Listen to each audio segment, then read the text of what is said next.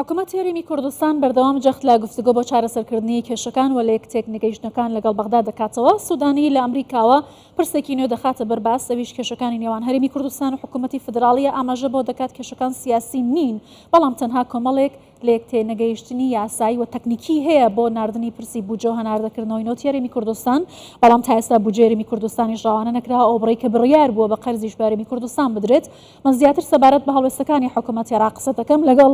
بەڕێز دکتۆر جوتیار عادل، سەرۆکی فەرمانگەی میدیا و زانیاری حکوومەت هەرێمی کوردستان کە هەولێرەوە لەگەڵم دەبێت. دکتۆر جوتیار، ئەم کاتت باش. لێدوانە نوێەکانی محەممەد شیع سوودانی سەبارەت بەوەی کە هیچ کێشێکی سیاسی لەگەڵ هەرێمی کوردستان و حکوومەت عێراق نییە، بۆچی دەگەڕێتەوە؟ پێتان وایە کێشەی سیاسیمان نەبێت تەنها کێشەکان تەکنیکی و یاسایی بن؟ ئەگەر هەیە و کێشانە چین؟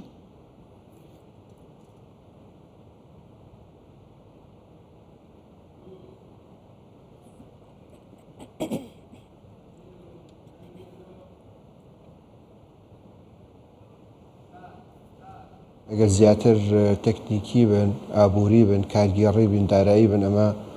تێگەشتێکی باشە لایەن بەڕێز سوودانی. بەڵام ئەوەی هەست پێ دەکرێت لەو ماوەیە کە هەندێک لانی سیاسی ئەو بابەتانەی کە پێیوەستن بە مافەکانی خەڵکی هەرێمی کوردستان بە سیاسی ئەکرێت. ئێمە وەکو شاندی حکوومەت وەکو حکوومەتی هەرێمی کوردستان بەردەوام جەختمان کردوێتەوە لەسەرەوەی کە ناکرێ موچەی خەڵکی هەرێمی کوردستان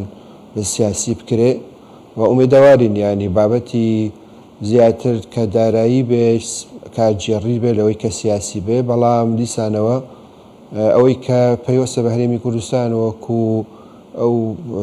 پەیوەست بێ بە مەسلەی دارایی و کارگێڕی هەموو جێبەجێ کردووە و بە ماوەیەکی دوور و درێژ شاندی حکوومەت بەردەوام گفتوگۆ لەگەڵ بەغدای کردووە و ئەو پێویستیانەی کە مەرجان لە یاسای موازنە کە لەسەر هەرێمە جێبەجێ بکات جێبەجێ کردو، بەڵام بەداخەوە دیسا موازنەی حکوومەتی هەرێم نەنێردراوە. بۆیە ئومێدەوارم کە ئەم تێگەشتنە ینی لە ئەرزی واقعە هەبێ کە بەسەرەکە سیاسی نییە، بەڵام ئێمە لەو بڕوایەداین کە جاروا هەیە ئەم بابەتە بە سیاسی دەکرێت و پێویستە ینی ئەم بابەتە بە سیاسی نەکرێ و زیاتر گرفتەکە گرفتێکی دارایی قانونی بێ یان مالی بێ. دیسانەوە ئێمە وەکو هەرێمی کوردستان وەکو حکوومەتی هەرێمی کوردستان بەردەوام هەوڵمان داوە کە ئەو مەرجانە یان ئەو خاڵانی کە لە موازنەی عێراقی هەیە حکوومەتی هەرێم جێبەجێ کردووە و بێدەوارین ینی ئەم بابەتە ببێتە ینی بشتە بواری جێبەجێکردن. سوودانی ئاماژە بۆ دەکات کە هەرێمی کوردستان بەشێکە لە عێراق و هەروەها بەرپرسیارەتی حکوومەتی فدراڵی بەرامبەر بە هاوڵاتیان و هەرێمی کوردستان بەرپرسیارەتێکی ئەخلاقی و نیشتیمانیە. ئەوەی کە 3 مانگە موچەی فەرمانبەرانی هەرێمی کوردستان نەنێردراوە و بەم شێوازە مامەڵە لەگەڵ یاسای بوجە و جێبەجێکردنی ڕێککەوتنەکان دەکرێت. ئایا ئەمە بەرپرسیارەتیە جێبەجێکردنی ئەو ڕێککەوتنانەیە کە هەبووە؟ حکوومەت باوەی ڕابردوو چەند ڕێککەوتنێکی ئیمزا کردووە کە پەیوەستە بە ماف و شایستەکانی دارایی خەڵکی هەرێمی کوردستان. ئەوەی کە پێویستە لەسەر ئێمە وەکو حکوومەتی هەرێمی کوردستان جێبەجێ کراوە ینی گرفتەکە لەوەیە کە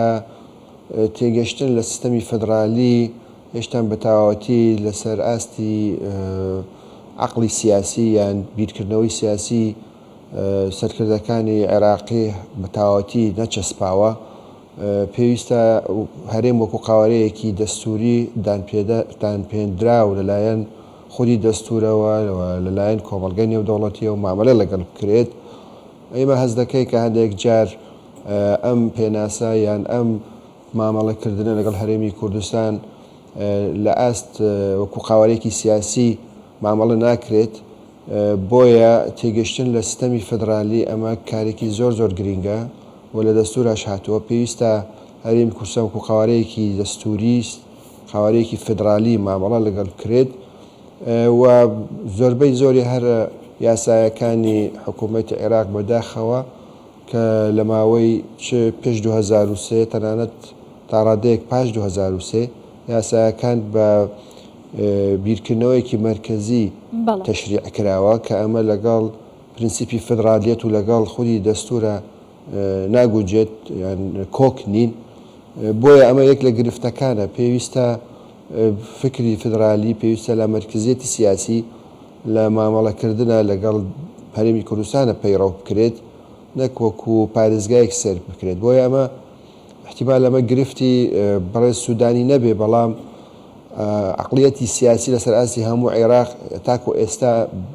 بەم بابەتە دەناڵێنن واتە مەبەستم کە نەیان توانیوە وەکو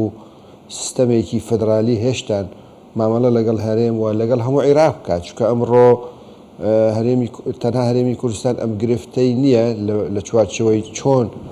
مامەڵە لەگەڵ هەرێم کرێت بەڵکو لە سەرتاسەری عێراق بۆیە ئەمەش ینی ئەگەری ئەوە بووەوە پێشتریش و لە ئایندەشە کە بێتە بربەستێک لە جێبەجێکردنی هەر ڕێککەوتنێک یان یاسایەک یان پاشگەزبوونەوەی بۆ نمونە لایەنە سیاسیەکان لە هەر ڕێککەوتنێکە لەگەڵ هەرێمی کوردستانە یان لەگەڵ پارێزگاکانی تری عێراقا بکەن بۆیە ئەمەیە گرفتە سەرەکیەکە ئەگینە حکوومەتی هەرێم لە ڕووی ئابوووریە لە ڕبووی داراییەوە لە ڕووی کارجێڕیەوە هەموو ئامادە باشی خۆی نیشانداوە بۆ هەناردەکردنی پشکی خۆی لە موازنە. بەڵێ دکتۆر جوتیار بڕیاری داوە حکوومەتی عێراق کە بڕێک پارە بۆ هەرێمی کوردستان بنێرێت بۆ بانکەکان و بە قەرزی شەمپارانە بنێرێت لە کاتێکدا لە یاسای بودجەدا شتێک بە ناوی پێدانی قەرز بە هەرێمی کوردستان نییە ئەمە وەکو مامەڵەکردن لەگەڵ هەرێمی کوردستان دژیە و فدراڵیەتی کە جەنابەت باست کرد ڕێکارەکانی ناردنی پارەکە تەواو بووە ئایا دەکرێت ئەم بە گەشتبینیەوە سەیری ئەم جۆرە مامەڵانە بکەین بانکەکانی داهاتوو شەر بە هەمان شێواز پارە بە قەرز بۆ هەرێمی کوردستان بنێردرێت؟ ئێستا ئەم سێ